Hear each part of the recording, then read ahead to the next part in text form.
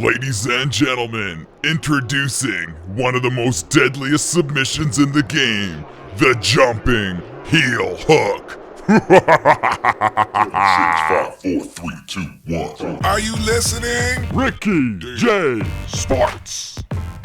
Hey, what's going on, my fellow YouTubers? And no, I am not breakdancing on the mat at the UFC gym. I am learning how to do the jumping heel hook, and it's simple. To do the jumping heel hook, hold L1 and L2 at the same time, plus right analog forward, and you will jump into that animation. But remember, you gotta get close to your opponent, because if you do it way out, you're just gonna force yourself to the mat.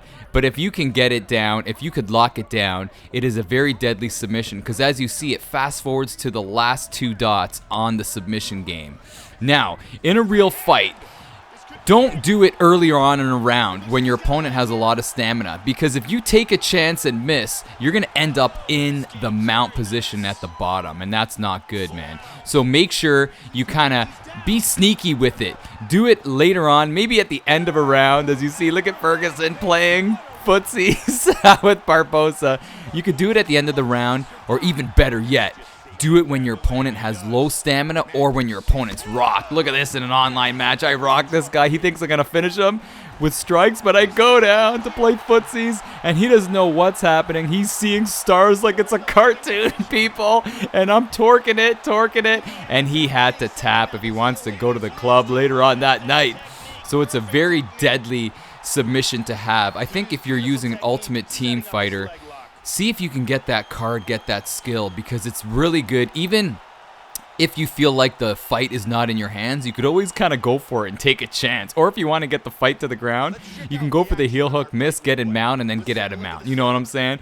But I was doing this, and a friend of mine was telling me, he's like, Ricky, try just shooting for the heel hook from way out and see what your opponent does online. And I did that right here. Look at this. I'm going from way out, trying to entice him. Oh, what a kick. But I'm trying to entice him to play the ground game battle. And it's funny because in the game, you can't go to the ground. In the older UFCs, you can go to the ground by pushing a certain button combination. But when you do the heel hook combination, you can go to the ground and force the ground game action. It's kind of funny. Look at that dance move.